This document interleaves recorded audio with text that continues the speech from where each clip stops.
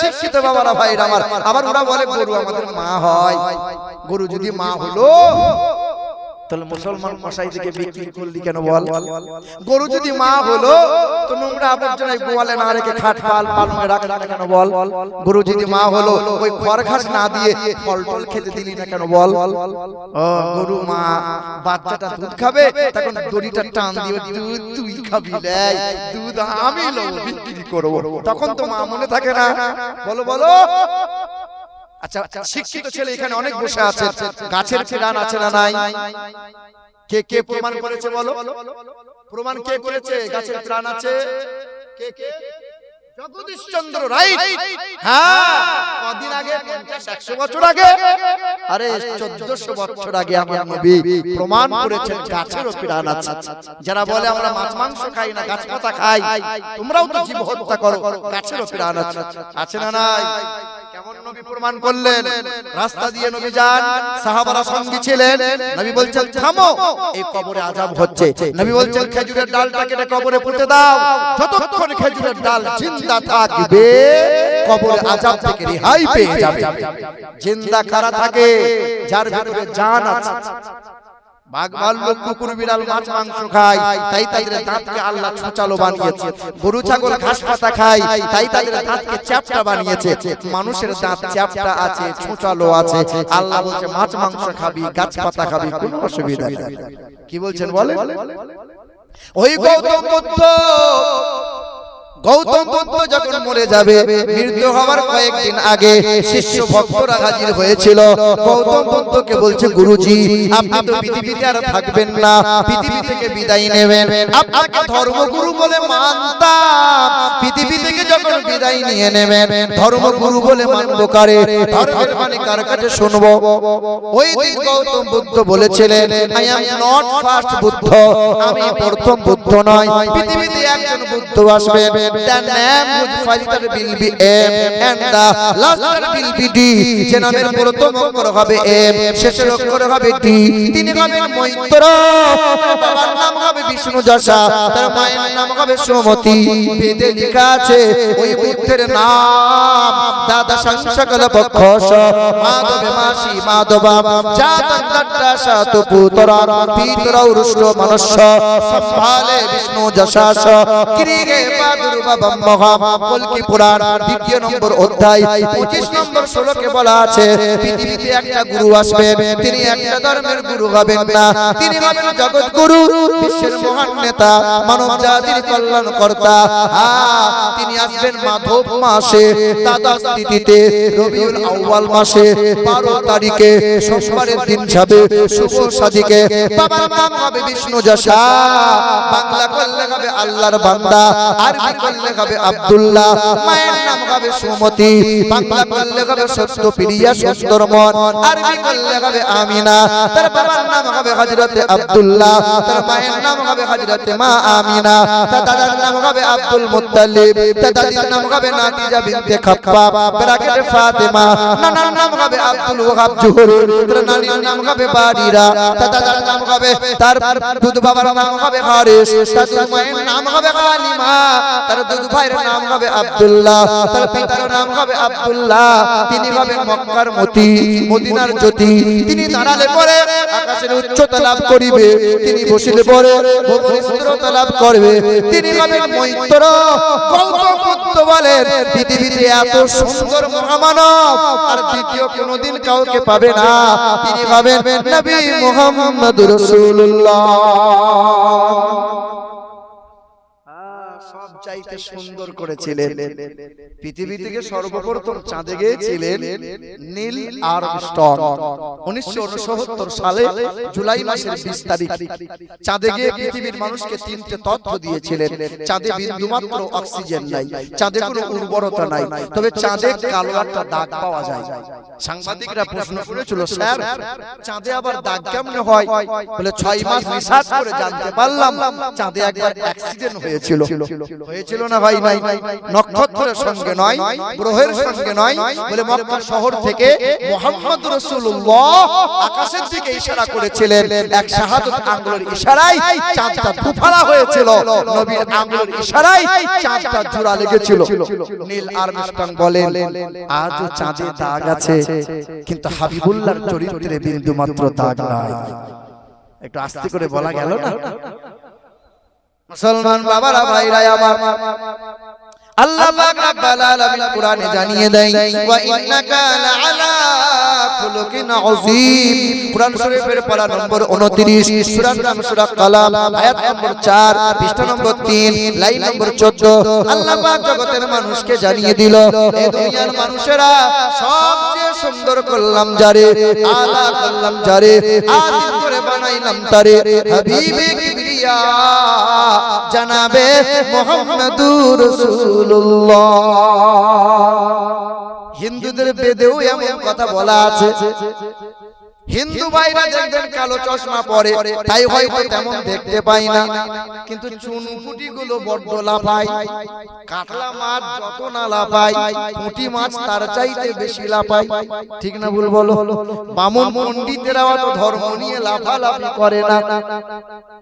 বেদে লেখা আছে, আম সন্তা সরতি শতপতি মারমেহে সুন্দরম মঙ্গলম নরসংসা অততে সং ভবিষ্যতে মনংসবে সদা নিব বাসুদেবঙ্গরং গীতি পুণ্যগন্ধানি স্পর্শাম ইন্দ্রজোনা উপস্রোত নামে নরসংসা ভবিষ্যতে অন্ধাত্মা অন্ধকারে প্রবাসন্তি প্রবেশ করে ইয়া সম্মতি উপস্থিত। যারা মহান প্রতিপালকের আকৃতি তৈরি করে, ওই মূর্তির পূজা অর্চনা যারা করে, অন্ধকারে তারাই প্রবেশ করে। আর মহান প্রতিপালকের দরবার থেকে আসবেন একজন গুরু, তিনি হবেন জগৎ গুরু, যার চেহারা দিয়ে সুগন্ধ বার হবে। তিনি হবেন বিশ্বের প্রধান সেনাপতি, প্রধান বিচারপতি, অতীব সুন্দর মহামানব, সুন্দরম মঙ্গলম মুহাম্মাদান। নবী মুহাম্মদ হলেন পৃথিবীর সবচাইতে সুন্দর মহামানব। ওই নবীর মতো এমন মহামানব পৃথিবীর জমিনে পাবে না। বেদেও লেখা আছে, দেখতে পাই না। দেখতে পাই, পণ্ডিতেরা জানে, কিন্তু অপরকে বলে না। বলে দিলে পায়ের তলায় মাটি আর থাকবে? মুসলমান বাবারা, ভাইরা আমার, ও সোনামণি মা বোনেরা, আল্লাহ পাকের দুই ঘোষণা, এক হলো মুহাম্মদুর রাসূলুল্লাহ, দ্বিতীয় হলো কালামুল্লাহ। এক হলো মুহাম্মদুর রাসূলুল্লাহ, দ্বিতীয় হলো কালামুল্লাহ। এই দুটো সম্পদ তোমাদেরকে দিলাম, কখনো ছাড়বে না, কখনো ভুলে যাবে না। যদি ভুলে যাও, আমি আল্লাহ পাক রব্বুল আলামিন দরজার সামনে গজবটা নামিয়ে দেব। আদরের বিবি থাকবে, গায়ে হাত বোলাবে না, ছেলে থাকবে মনের মতো, আব্বা বলে চাই না, পাড়ার বন্ধু অনেক থাকবে, কাছে কেউ আসবে না। বড় বড় পুকুর হবে, মাছ দিবি মরে যাবে, বাগাচি হবে, ব্যাগ হবে, তাতে মাছ হবে না। বড় বড় গাছের বাগান হবে, ফল তাতে ধরবে না। আর খাঞ্চা ভরা খাবার থাকবে, খেতে মাল পাবে না। আমি আল্লাহ পাকের গজব নামিয়ে দেব, কোনো বেটা ঠেকাতে পারবে না।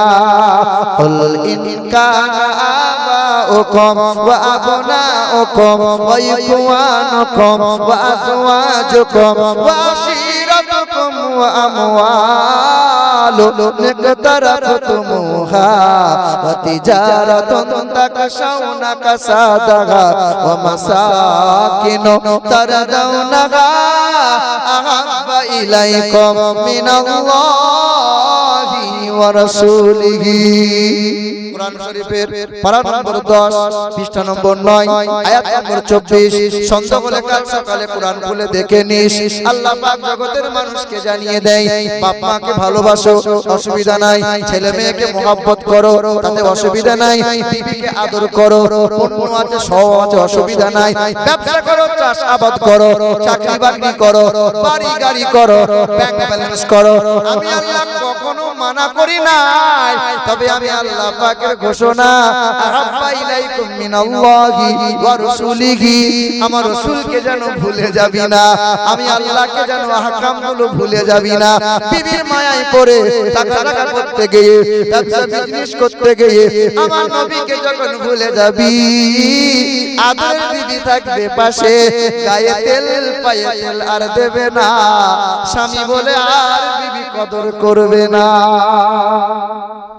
এখানকার মা বোনটা তবু তো ভালো, স্বামীর গায়ে তেল পায়ে তেল দেয়, স্বামীর সেবা টিপা করে।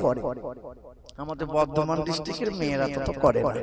সারাদিন যদি মেহনত করে এসে বলে এক গ্লাস পানি দাও তো সালমার মা, বলে কলসিটা আছে ঢেলে খাও তো, দেবে না। মা বোনেরা, প্রতি বছরে বুঝলেন আমি 2 বার 3 বার করে নানির বাড়ি যাই। ছোটবেলায় নানা নানি মারা গেছে তো আত্মীয়রা সব আছে, দান সাদকা আগে আগে আত্মীয়দের দেখতে হয়। কিছু কিছু মানুষ আছে দেখবেন মসজিদে মাদ্রাসায় খুব দান করে, অথচ আত্মীয় দেখে না, ও নামধারী দান করে, নাম নেওয়ার জন্য দান করে, আত্মীয়দের আগে দেখে। তো প্রতি বছরে 2 বার 3 বার 4 বার করে যাই। কিছুদিন আগে গিয়েছিলাম, তো দেখছি এক দল মহিলা দাঁড়িয়ে আছে, দেখো স্বামীর সেবা কেমন দেখো। তাই বলছি মামি কি ব্যাপার, বলে বাপ মাস শেষ হয়ে গেল, তাই মাইনের টাকা ব্যাংক থেকে তুলতে গিয়েছিলাম। মাইনের টাকা মানে? বলে ওই তো মমতা দিচ্ছে না 1000 করে। এদিকে মহিলারা পাই কি পায় না, ওই যে ইয়ের ভান্ডার, কি ভান্ডার বলছে না, সরস্বতী লক্ষ্মীর ভান্ডার। এ বাবা বলছে 1000 করে তুলতে গিয়েছিলাম, মাস শেষ হয়ে গেছে বাপ। আলহামদুলিল্লাহ, খুব তো ভালো কথা, বিনা মেহনতে 1000 করে পাচ্ছ। তো আমাকে বলছে বাপ তুই তো ভালো বলছিস, কিন্তু আমাদের ভালো মনে হচ্ছে না, মমতা খালা একটা অন্যায় করছে যে। আমি কি রকম? বলে আমি পাচ্ছি 1000, সালমার মা পাচ্ছে 1000, মুরজিনার মা পাচ্ছে 1000, কিন্তু উদালের মা 2000 পাবে কেন? তাই বলো উদালের বাপ যে মরে গেছে, বেদবা বাবা তো 1000 পাবেই পাবে, পাবে কি পাবে না বলে?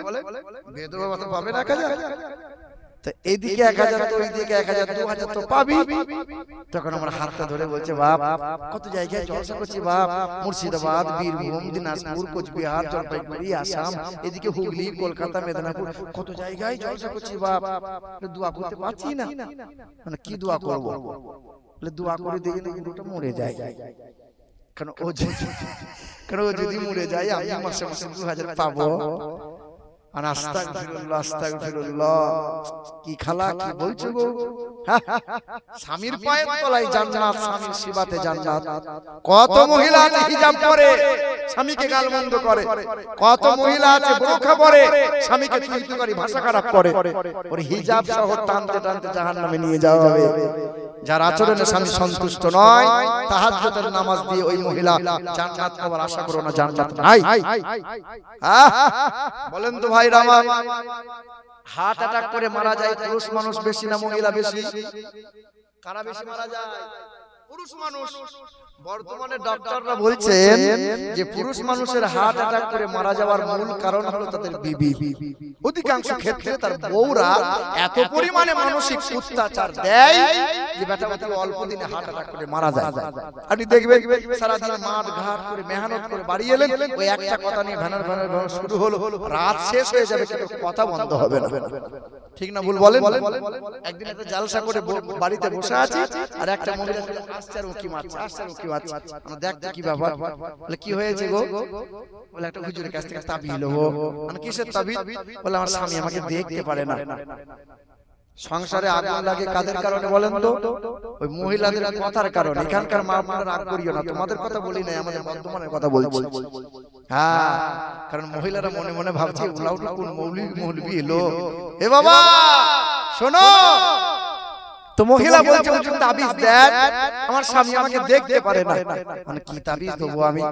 ঘরে একটা ক্যালেন্ডার ঝুলছিল, বুঝলেন? ক্যালেন্ডার তো দেখেছেন, ক্যালেন্ডারের কাগজ খুব মোটা হয়, ক্যালেন্ডার টুক করে ছিঁড়ে দিয়ে একটা ঢাল করে সুতোই করে বেঁধে আমি বললাম বোন আমার এই তাবিজ যেন জীবনে খুলবি না, তাহলে কাজ হবে না, এই সাংঘাতিক তাবিজ। তো মহিলাটা চুমু খেয়ে বলেন নিয়ে নিল। তাই বললাম শোন কি করে করবি, শোন বালিশে রাখতে হবে না, হাতেও বাঁধতে হবে না। তোর স্বামী যখন সারাদিন মেহনত করে বাড়ি আসবে, বাড়ি ঢোকা মাত্রই এই তাবিজটা দাঁতে করে টিপে ধরে দাঁড়িয়ে থাকবি, বসে থাকবি, কাজ করবি, কথা বলবি না। 40 দিন পরে বলছে হুজুর আপনার তাবিজ মরা মানুষ জ্যান্ত হয়ে যাবে তো। সাংঘাতিক কাজ। মানে কি করে? বলে আমার সামনে আর ঝগড়া করে না, মানে করবে কি করে? তো মুখ বন্ধ করেছিলাম। কি বলছে বলো? হ্যাঁ এ মা বোনেরা, দয়ার নবী বলেন ওয়াল মারআতু ইযা সাল্লাত খামসাহা ওয়া সামাত সাহরাহা ওয়া হাসানাত ফারজাহা ওয়া আতাত যাওজাহা ফালতাদখুল মিন আই আবওয়াবিল জান্নাতি শাআত। মহিলাদের বেশি কাজ করা লাগবে না, চারটে কাজ করো মা। এক নম্বর কাজ হলো 5 ওয়াক্ত নামাজ পড়বে, রমজান মাসে রোজা রাখবে, স্বামীর কথা মতো চলবে। 4 নম্বর বেহায়া বেপনাই চলবে না, আর পেট বার করে গ্রুপ লোন বন্ধনে লোন আনতে জানো যাইও না। এখানকার মা বোনরা তো ভালো, গ্রুপ লোন বন্ধনে লোন করে না, করে সব ফেরেশতা মনে হচ্ছে, করে না? আমাদের ওইদিকেও করতে বলে একটু কমেছে।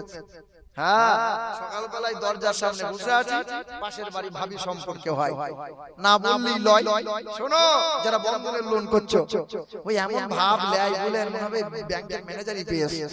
গাল পালিশ ঠোঁট পালিশ লাগাইয়ে কুচিয়ে শাড়ি পরেছে, পেট বার করে কাঁধে একটা ব্যাগ নিয়ে হিলিয়ে দিলে যাচ্ছে। আমি ভাবি কি ব্যাপার, পুরো সার আসবে গো। কে আসবে বলো?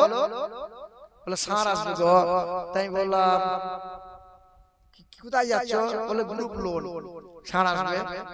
তার মনে হচ্ছে তোমাকে এসবিআই ব্যাংকের ম্যানেজার মনে হচ্ছে। কি আর করবো, সার আসবে। 10 জন মহিলা 12 জন মহিলা গোল করে ঘিরে বসেছে।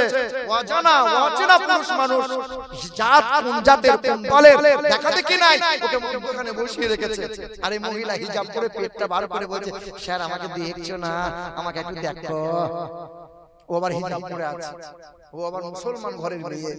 মা এই কাজ করিও না, ঋণ করে ঋণা করে দিনা করে সংসার চালাইও না, এই কাজ করা যায় না। কাজ করলে পরে জান্নাত মহিলাদের জন্য। 4 কাজ যদি করে, 5 ওয়াক্ত নামাজ পড়বে, রমজান মাসে রোজা রাখবে, স্বামীর কথা মতো চলবে, আর পর্দা সেলাই থাকবে। 4 গুণ ভালো হলে জান্নাতের 8টা দরজা আল্লাহ রাসূল বলছেন আল্লাহ তাদের জন্য খুলে দেবে। বলে সুবহানাল্লাহ। আল্লাহ পাক রব্বুল আলামিনের ঘোষণা, এক হলো মুহাম্মদুর রাসূলুল্লাহ, দ্বিতীয় হলো কালামুল্লাহ। এটা কোরআন। যে কোরআন পড়লে সওয়াব পাওয়া যায়, যে কোরআনটা দেখলে সওয়াব পাওয়া যায়, যে কোরআনটা ছুঁইলে সওয়াব পাওয়া যায়। কালো হোক কিংবা ফর্সা, আরবি হোক কিংবা বিহারি, বাঙালি হোক কিংবা গুজরাটি, এই দলের হোক কিংবা ওই দলের, ছোট হোক কিংবা বড়, নারী হোক কিংবা পুরুষ, কোরআন পড়ো, কোরআন। ছেলে মেয়েদের বুকে কোরআন তুলে দাও। এ মা বোনেরা ভাইরা, এই কোরআন পড়ে পীর দস্তগীর মহিউদ্দিন আব্দুল কাদের জিলানী হয়ে গেল। এই কোরআন পড়ে খাজা বাবা খাজা মঈনুদ্দিন হয়ে গেল। এই কোরআন পড়ে খাজা বাবুদ্দিন নকশবন্দি হয়ে গেল। এই কোরআন পড়ে খাজা শেখ আহমদ শিরগান্দি হয়ে গেল। এই কোরআন পড়ে বাবা নিজামউদ্দিন আউলিয়া হয়ে গেল। এই কোরআন পড়ে বাবা কুতুবউদ্দিন বখতিয়ার হয়ে গেল। এই কোরআন পড়ে কত জামানার ওলি আউলিয়া হয়ে গেল। এই কোরআনের সঙ্গে বিয়াদবি করে কত মানুষ ধ্বংস হলো। পৃথিবীর দুশমনেরা যদি এই কোরআনকে বস্তায় ভরে আর নদীতে যদি ভাসিয়ে দেয়, পৃথিবী থেকে কোরআন হারিয়ে যাবে। বলেন হারিয়ে যাবে। পৃথিবীর সব কোরআন যদি এক জড়ো করা হয় আর আগুনে পুড়িয়ে দেওয়া হয়, কোরআন পৃথিবী থেকে হারিয়ে যাবে। কোন এক কবি বলেন, যদি আগুন লেগে ধ্বংস হয়, যদি আগুন লেগে ধ্বংস হয় পৃথিবীর সব বইয়ের দোকান, বিশ্ব থেকে হারাবে না পবিত্র কোরআন। বলো কেমন করে করবে ধ্বংস, বলো কেমন করে করবে ধ্বংস তোমার আগুনের তেজ। আর বিশ্বে ভরা লক্ষ লক্ষ আছে কোরআনের হাফেজ। আবার ছাপাবে তারা, আবার ছাপাবে তারা আসমানি গ্রন্থ, বাঁচাবে ইসলামের ঈমান। আর বিশ্ব থেকে হারাবে না পবিত্র কোরআন। তবে কোরআনের সঙ্গে অনেকেই বেয়াদবি করেছিল, কোরআনকে মুছে দিতে চেয়েছিল, কোরআনের ভুল বার করতে চেয়েছিল।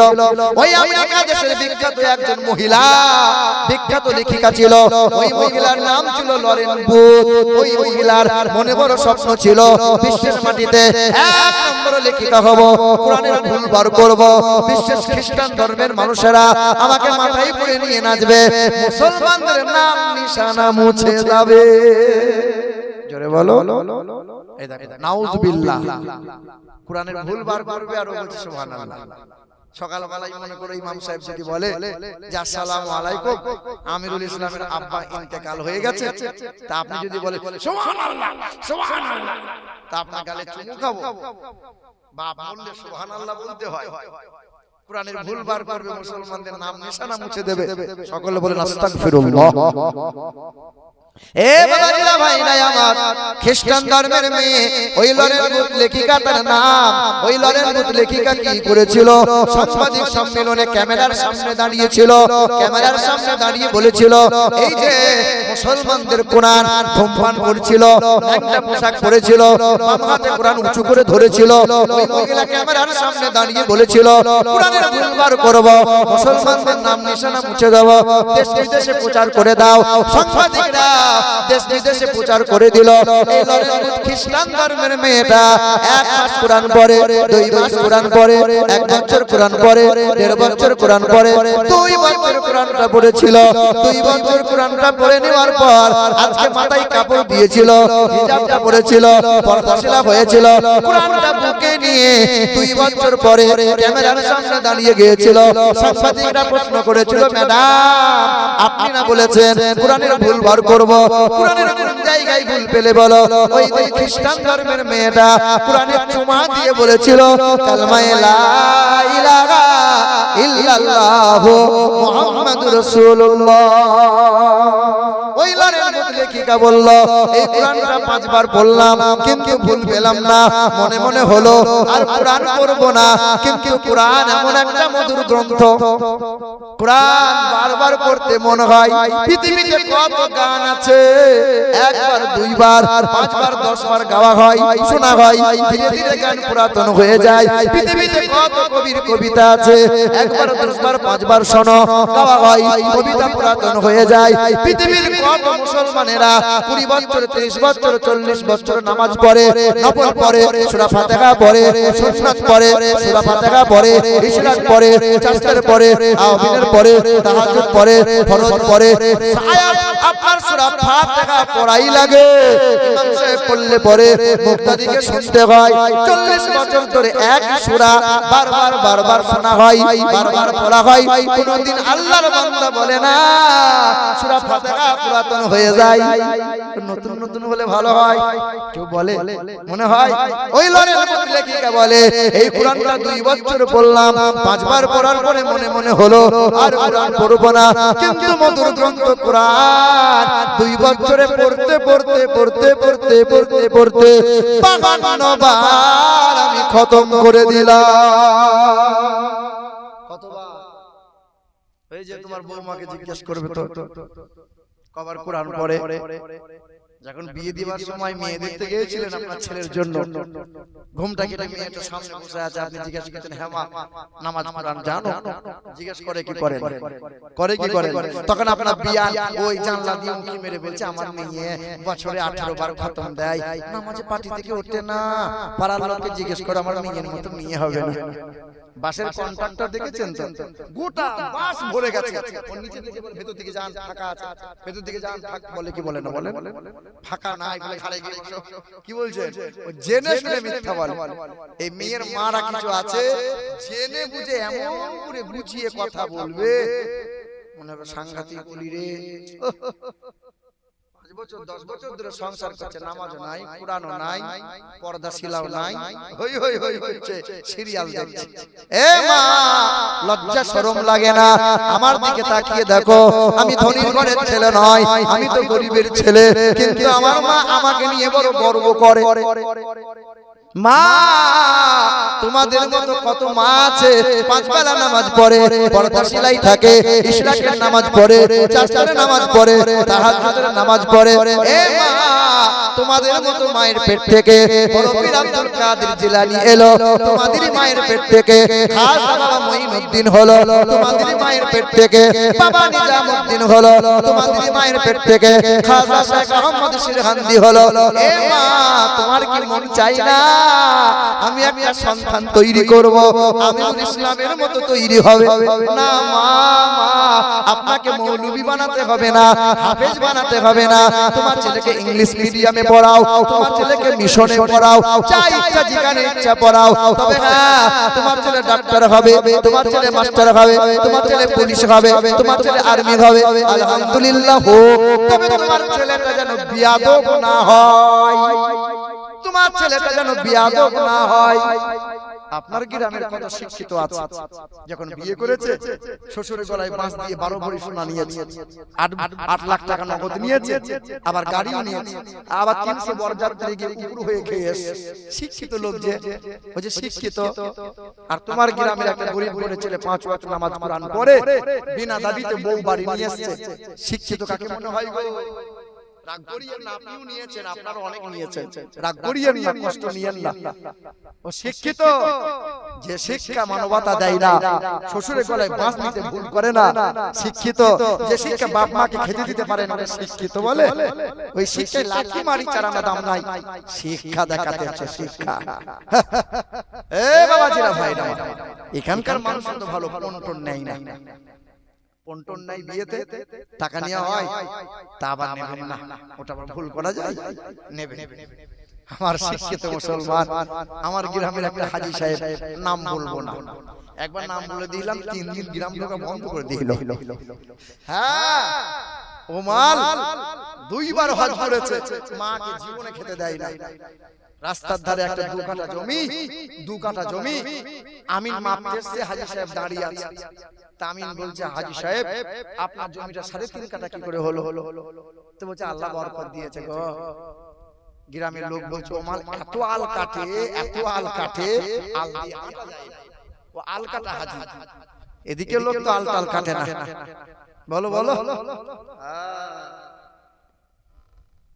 জান্নাত পড়ে আছে, জান্নাত যাবে, লাই নামাজ পড়ে জান্নাত যাবে, জান্নাত নানির বাড়ির গোয়াল ঘর, মামুর ঘর, টুক করে জান্নাত চলে যাবে, জান্নাত পড়ে আছে। ভাইয়ের হক মেরে বসে আছো, ছোট ভাই চালাক, তাই বাপের গায়ে হাতটা বুলিয়ে বলছে, আব্বা চলো ডাক্তারখানা নিয়ে যাই, চলো। আমার চোখে দেখা বাপকে ডাক্তারখানা যাওয়ার নাম করে রেজিস্ট্রি অফিসে গিয়ে বড় ভাইয়ের সম্পত্তিটা নিজের নামে লিখে নিয়ে এসেছে। এই বেটা 4 বার হজ করে এসে তাসবিহ গুনছে, সুবহানাল্লাহ সুবহানাল্লাহ। ফেরেশতা বলছে, আয়, কাছে না করে ছিল বুঝি একবার আয়, তো সুবহানাল্লাহ বার বার। কি বলছেন বলেন?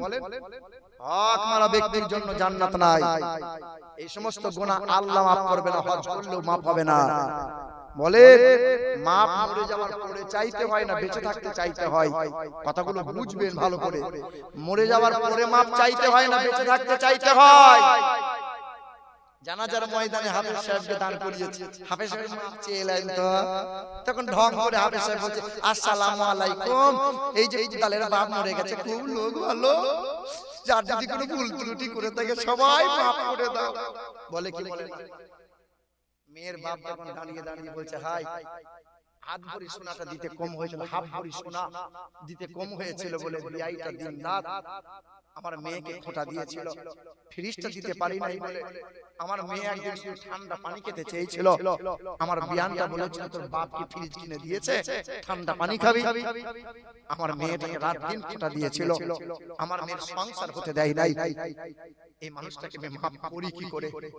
মাপ নাই বেটা, মাপ নাই। বড় পীর সাহেব, বড় হুজুর, কোন হুজুর, কোন পীর, কোন মুফতি যদি জানাজা পড়ায়, ওই ব্যক্তির জন্য মাপ নাই। মাপ তো বেঁচে থাকতে চাইতে হবে। লজ্জা করতে হয় মরার পরে না বেঁচে থাকতে।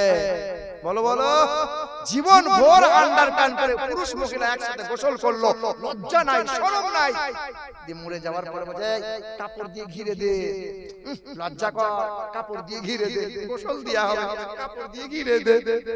বলো বলো, জীবন ভরে ন্যাংটা হয়ে গা ধুলো, জাঙ্গিয়ে পড়ে গা ধুয়েছে, লজ্জা শরম করে নাই, দিয়ে মরার পরে লজ্জা দেখাচ্ছ, লাভ নাই। হায় হায় মুসলমান শনাক্ত করে বন্ধুরা, আব্বা কোথায় গিয়েছি আমরা? এ বাবাজিরা ভাইরা আমার একটু ধ্যান দাও। এ মা বোনেরা কোরআন পড়ো, ছেলে মেয়েদেরকে কোরআন দাও। মা তুমি যদি ভালো হও বাচ্চাটা ভালো হবে, মেয়েটা ভালো হবে। মা তুমি যদি নেককারিনী হয়ে যাও সন্তানটা নেককার হবে। মাটি ভালো হলে গাছ ভালো হয়, গাছ যদি ভালো হয় ফল ফলনটা ভালো হয়। কারখানা যদি ভালো হয় কারখানার প্রোডাক্টটা ভালো হয়। মা তোমার পেট যদি ভালো হয় বাচ্চাটা ভালো হবে। মা যদি নামাজ কোরআন পড়ানি ওয়ালি হয় বাচ্চাটা নেককার আল্লাহ ওয়ালা হবে।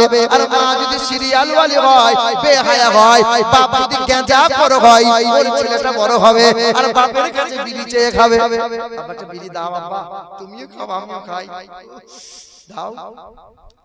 এই যে নামাজ পড়ছেন যারা বিড়ি খাবেন না, আমি বারবার বলি প্রতিটা জায়গায় বলি, নামাজ পড়ছেন যারা আল্লাহ পাকের দরবারে নামাজকে যদি কবুল করাতে চান, প্রিয় বান্দা যদি হতে চান, এই দুর্গন্ধ খাবার আপনারা খাবেন না। হিন্দুরা মারা গেলে শ্মশানে চিতায় শোয়ানো হয়, প্রথম আগুনটা কোথায় দেয়া হয়? মুখে মুখে। এই মুসলমান মুখে আগুন নিচ্ছে, আর মুখে আগুন নেওয়া হলো জাহান্নামীদের লক্ষণ। আপনার বিবি খুব ভালো মানুষ বলে আপনার মতো পুরুষের পাশে শুয়ে থাকে, আপনার গা থেকে বিড়ির যা গন্ধ বার হয়। আর বিড়ির নেশা এত সাংঘাতিক নেশা, খাবার না হলেও চলবে কিন্তু বিড়ি চাই। কবরডাঙ্গায় তিনটে কাজ করবেন না মনে করে বলে দিই। এক, কবরডাঙ্গায় মাটি হাঁটুর উপরে কাপড় তুলে কবরে মাটি খনন করবেন না। দুই, কবরডাঙ্গায় বসে দাঁত বার করে হাসি ঠাট্টা করবেন না। তিন, কবরডাঙ্গায় বসে গাল ভরে খাবার আপনারা খাবেন না। ওই জলঙ্গি সাইডে কি হয় জানেন? কবরে মাটি যারা খুঁড়তে যায়, যজন যাবে তারা বিড়ি দিতে হয়। এখানে তা তো লাগে না। এগুলো সাবধানে থাকে, সাবধানে থাকে, ভুল হচ্ছে একটা আপনার। মুসলমান ভাইরা আমার, বিড়ি এমন একটা নেশা, এ খাবার আগে বিড়ি খাই, করে বিড়ি খাই, ঘুমানোর আগে বিড়ি খাই, ঘুম থেকে উঠে বিড়ি খাই। ফজরে আজান হয়েছে, সালমার মা বিড়িটা কই? বিড়িটা বাড়ি থেকে ধরিয়েছে, মসজিদের সামনে বন্ধ করেছে। ঠান্ডা পানি তো চুরুক চুরুক করে তিনবার মুখে নিয়ে আল্লাহু আকবার। ইমাম সাহেব বুঝো জান্নাতের সুগন্ধ রে। বলো বলো বলো। এই হাদিসটা সবাই জানি যে কাঁচা পেঁয়াজ কাঁচা রসুন খেয়ে ইবাদতে দাঁড়াইবে না। কেন কেন? মুখের দুর্গন্ধ বার হয়, ফেরেশতাদের কষ্ট হয়। আর বিড়ি খেলে বোধহয় সুগন্ধ বার হয়। বলো, মুরব্বি বাপ যারা কমিয়ে দেন, ধীরে ধীরে বন্ধ করে দেন, বড্ড খারাপ নেশা করবেন। আর যুবকদেরকে বলছে, যুবক বিমল তেরঙ্গা খেও না, অতি অল্প দিনে যৌবন হারাবে। এই যে মৌলানা আমিনুল ইসলাম বলছিল না যে আমারই এক সহচর, আমি যেমন চতুর্বেদী বলে পরিচিতি, আমারই এক ভাই মরহুম জাকির হোসেন চতুর্বেদী, আল্লাহ তাকে জান্নাতবাসী করুক, আল্লাহ তার গুনাহ খাতা maaf করুক। সে আমার 2 বছরের ছোট ছিল, কণ্ঠ খুব ভালো ছিল, বহু এলাকায় বড় সুনাম অর্জন করেছিল, কিন্তু একটা অভ্যাস তার বড় খারাপ ছিল। আমি তার হাত ধরে বারবার বলেছিলাম, বিমল খাবি না, তেরঙ্গা খা না। তুই তুকারি করতাম আর বলতাম এই শিকড় এই রজনী এই বিমল খাবি না। দিনে 10টা 12টা করে বিমল খেত, গালে ভরে রাখতো, গালটা ফুটো হয়ে গিয়েছিল। এই যে বিমল কাঁচ গ্লাস, এই যে কাঁচগুলো টুকরো করে ডাস করে পাউডার বানিয়ে বিমলে দেওয়া হয়, না দিলে পরে বিমল খাওয়ার পরে দেখবে তোমার গালগুলো খসখসে হয় কেমনে। হ্যাঁ হ্যাঁ, গাল ফুটো হয়ে গেল। কলকাতায় ডাক্তার দেখাতে আর হয় না। আমার সঙ্গে আমি তখন ব্যাঙ্গালোরে ছিলাম, ও ব্যাঙ্গালোরে গেল, চিকিৎসা করলো, ক্যান্সার ধরা পড়লো। ডক্টর বলল এত টাকা খরচ হবে অপারেশন করতে, কেমো দিতে। অপারেশন হলো, লাখ 14-15 লাখ টাকা খরচ করে দিল। খরচ করে দেওয়ার পর ডক্টর বলেছিল, আমি হাজির ছিলাম, আমাকে এই কথা বলছিল, ও নিজে মুখে বলছে, আমাকে ডাক্তার বলেছে 3 বছর রেস্ট নিতে, 3 বছর রেস্ট নিতে বলেছে। কিন্তু বেটা 2 বছর রেস্ট আর নিতে পারলো, 2 মাস নিতে পারলো না। 2 মাস পরে মাস্ক পরে পরে ওয়াজ মাহফিল করতে লাগলো, খায়ের আকার বড় হয়ে গেল, কথা বন্ধ হয়ে গেল, 2 সপ্তাহ বিছানায় পড়ে গেল। মাঘ মাসের 25 তারিখে রাত্রে 12টা 5 মিনিটে আমি মারগ্রাম মাদ্রাসায় ওয়াজ করছিলাম। 12টার সময় ওয়াজ শেষ করে কামরায় বসেছি, 12টা 7 মিনিটে ফোন এলো, আপনার সহচর আপনার বন্ধু জাকির হোসেন ইন্তেকাল হয়েছে। ইন্না লিল্লাহি ওয়া ইন্না ইলাইহি রাজিউন। যুবক তোমার পায়ে হাত রেখে বলছে নিশাদ্রব্য পান করিও না, এই যে বিমল তেরঙ্গা খেও না।